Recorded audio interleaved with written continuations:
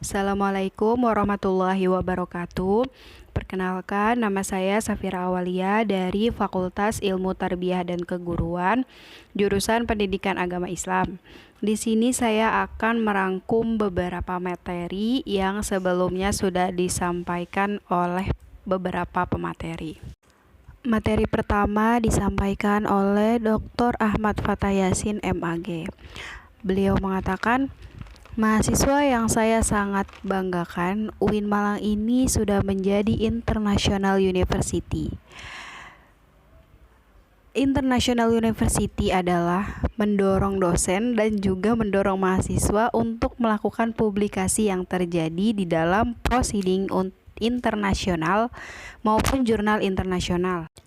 Lebih-lebih jika jurnal internasional bereputasi, sehingga semua karya-karya dosen, karya mahasiswa akan membuat UIN Malang bisa meningkatkan peringkat universitas versi World University.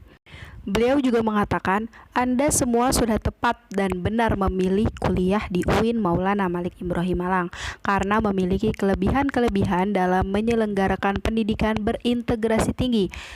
Terdapat dua integrasi keilmuan dan ada juga integrasi kelembagaan. Integrasi keilmuan itu adalah memadukan antara pendidikan tinggi dan pendidikan pesantren. Di kampus kita ada Ma'had Al-Jami'ah sebagai pusat pengembangan karakter ulul albab. Terdapat 4 pilar ulul albab, diantaranya pilar pendidikan, spiritual akhlak, pengembangan bahasa asing seperti bahasa Arab dan bahasa Inggris. Yang keempat adalah Rumah Tahfiz Quran atau HTQ. Rumah Tahfiz Quran ini disediakan bagi para mahasiswa yang ingin menghafal Quran, mempelancar Al-Quran, atau ingin menyelesaikan hafalannya sebelum lulus kuliah. Hingga saat ini kurang lebih ada 2.000 mahasiswa atau mahasiswi yang semuanya adalah hafiz dan hafizoh dari program studi yang berbeda-beda.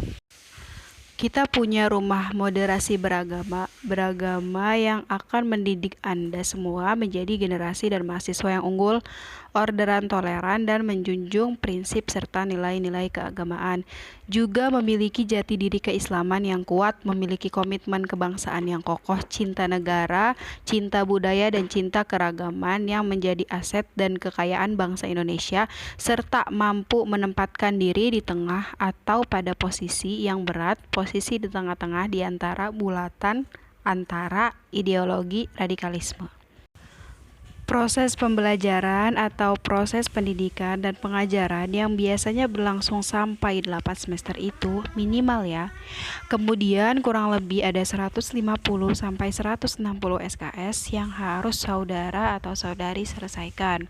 Kemudian penelitian baik itu skripsi, tugas akhir maupun yang lain. Kemudian juga pengabdian masyarakat baik itu PKL atau KKN. PKL itu adalah praktek kerja lapangan, adalah lembaga profesi. Kemudian juga ada KKM, kerja mahasiswa, yang itu adalah bentuk pengabdian.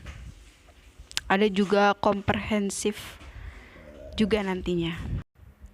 Yang menjadi ciri khas dari UIN Maulana Malik Ibrahim Malang ini, yang membedakan dari universitas-universitas lain maupun perguruan tinggi yang lain, meliputi mata kuliah dasar, kemudian mata kuliah keislaman, mata kuliah bahasa, dan juga mata kuliah filsafat. Kemudian ada mata kuliah fakultas-fakultas. Itu adalah yang membedakan antara satu dengan yang lain. Pembelajaran dilakukan secara daring. Tagline universitas lulusan UIN Maulana Malik Ibrahim adalah lulusan yang berkarakter ulul albab. Sebagaimana kita sebutkan 4 pilar. Karena itu kalau ada yang menjadi guru, terus tapi jadi gurunya itu guru Islami. Kalau menjadi ahli, jadi ahli hukum atau hakim, advokat atau mediator yang Islami, menjadi ekonomi ahli, ekonomi yang juga Islami, sastrawan yang Islami, atau pemandu wisata yang Islami, atau pekerja di lembaga-lembaga diplomasi internasional yang Islami, atau dokter yang Islami, ataupun apoteker yang Islami. Dosen berharap seluruh mahasiswa diharapkan bisa aktif secara akademik maupun terlibat masuk di organisasi intra maupun ekstra kampus. Bersama UIN Maulana Malik Ibrahim, insya Allah kami antarkan Anda semuanya mewujudkan cita-cita mulia menjadi manusia yang bermanfaat bagi sesama, khairun nas anfa'uhum linnas. Selamat dan sukses kepada seluruh mahasiswa baru. Itu adalah kesimpulan dari pemateri pertama kita. Berikutnya saya akan menyimpulkan dari pemateri kedua.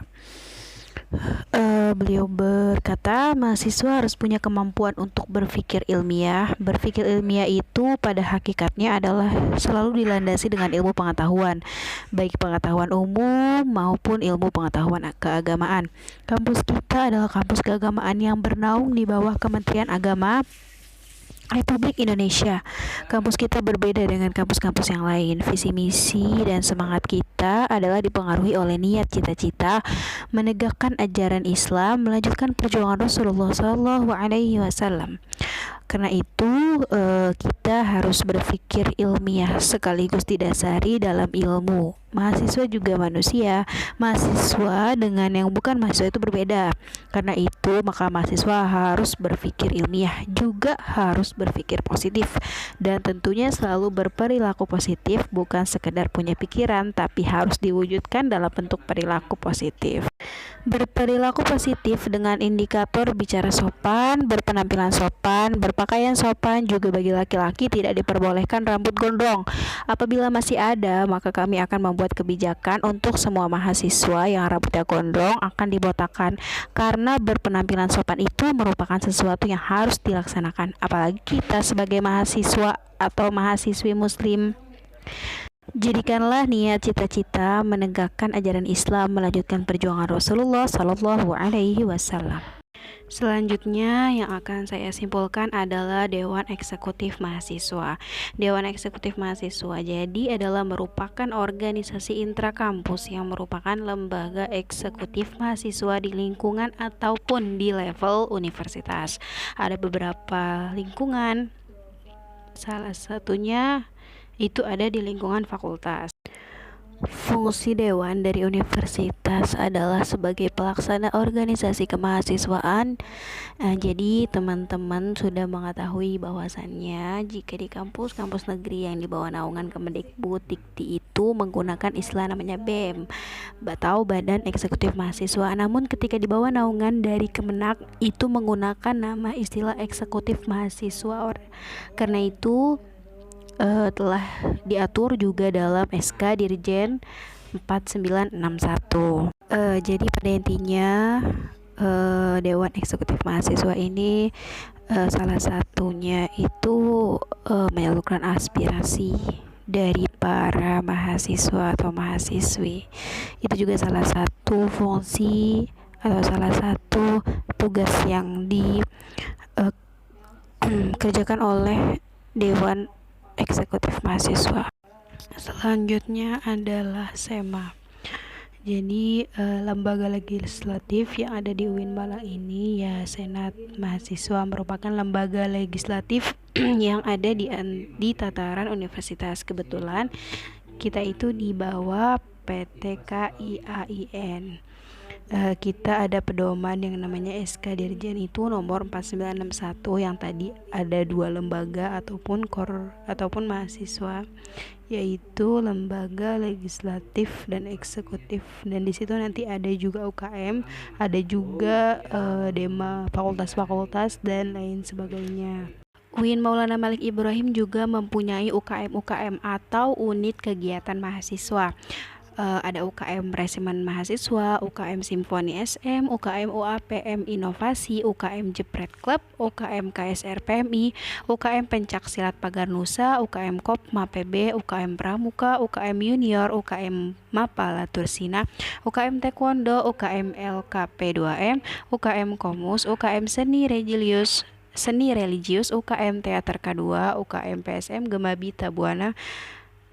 Selanjutnya ada materi dari Bapak Muhammad Hasanuddin Wahid. Beliau juga selaku alumni UIN Maulana Malik Ibrahim. Beliau menjelaskan salah satunya adalah dampak COVID COVID-19. Dari sektor ekonomi itu yang pertama melemahnya daya beli, terus juga hilangnya pekerjaan. Dari sektor pendidikan itu dampaknya putus sekolah, terus kekerasan pada anak dan resiko eksternal penurunan pencapaian belajar. Pemerintah juga pernah memberi kebijakan di sektor pendidikan. Pada tahun 2020 dan 2021, Kemendikbud telah menyalurkan bantuan sebesar 13,2 triliun serta menerjunkan 53.706 relawan mahasiswa dalam rangka penanganan pandemi COVID. Terus yang pertama ada juga bantuan kuota data internet, yang kedua bantuan subsidi upah, yang ketiga bantuan uang kuliah tunggal, terus yang keempat rumah sakit pendidikan, dan yang kelima dukungan kepada relawan mahasiswa dan dosen. Ada 3 kekuatan yang mengubah dunia. Yang pertama kemajuan teknologi, yang kedua agama, dan yang ketiga pasar. Beliau juga menjelaskan tentang menjadi generasi unggul. Yang pertama, keagungan moral dan spiritual. Yang kedua, gandrung ilmu pengetahuan. Yang ketiga, memiliki digital quotient. Yang keempat, kesolehan atau peduli sosial. Lanjut ke pemateri kedua, beliau menjelaskan tentang what is moderation in Islam religion. Ini di PBAK hari kedua. Definition moderasi secara etimologis wasatiyah berarti jalan tengah, middle path, posisi tengah, berkeadilan. Yang kedua, secara terminologis, pemahaman atau praktek keagamaan yang menjunjung tinggi kesetaraan, keberagaman, toleransi dengan berpijak pada prinsip tawazun antara rasio atau logika, teks serta konteks. Dasar teologis Al-Quran Surah Al-Baqarah ayat 143. Beberapa hadis dalam Sahih Bukhari, legal opinion of the jurists and Muslim scholars. Selanjutnya, konteks of moderation in Indonesia. Kenapa moderasi relevan dan urgent di Indonesia? Yang pertama, karakter Islam sebagai agama rahmatan lil alamin yang menjunjung tinggi keadaban dan harmoni inter dan antar pemeluk agama. Historis Islam di Indonesia, masuknya Islam ke Nusantara via dakwah not war. Yang ketiga, karakter masyarakat Indonesia yang lekat dengan kesantunan dan harmoni akar tradisi Hindu, contohnya seperti akar tradisi Hindu, Buddha, dan lain-lain. We are not Middle Eastern Arab. Yang terakhir, ideologi bangsa Pancasila dan moto Bhinneka Tunggal Ika. Middle Eastern and Global Issues, isu-isu politik yang terkait dengan Timur Tengah dan politik global, baik secara langsung atau tidak, dapat mempengaruhi pemahaman dan sikap keberagaman masyarakat Indonesia serta mengganggu agenda moderasi Islam, seperti konflik Palestina vs Israel, aliansi politik Arab Amerika Barat, oil economic interest, dan terakhir political despotism and hypocrisy. Beliau berpesan, yang pertama, mahasiswa harus memerankan diri sebagai agents of change dalam menguatkan dan mendiskriminasi agenda moderasi. Yang kedua, mahasiswa harus mengedepankan kepentingan bangsa dan keagamaan yang sesuai dengan prinsip moderasi. Yang ketiga, mahasiswa UIN harus cerdas, akademik, religius, dan berkebineka Tunggal Ika. Dari semua pemateri yang sudah menjelaskan tentang materi-materinya, yang saya sangat dapatkan itu, pesan yang sangat saya dapatkan adalah dari semuanya, kami harus bisa menjadi mahasiswa yang aktif, mahasiswa yang bisa menjadi panutan bagi mahasiswa lain, mahasiswa yang bermanfaat untuk orang-orang sekitar. Jangan sampai kita menjadi mahasiswa yang pulang pergi, yang cuman datang cuma sekedar belajar aja, tapi kita juga harus bisa menjadi mahasiswa yang banyak pengalamannya, baik itu di internal kampus maupun di eksternal kampus. Semangat untuk para mahasiswa baru yang baru masuk di tahun 2021, termasuk aku pribadi. Semoga kita bisa menjadi mahasiswa-mahasiswi yang diimpikan oleh UIN Maulana Malik Ibrahim itu sendiri. Terima kasih. Wassalamualaikum warahmatullahi wabarakatuh.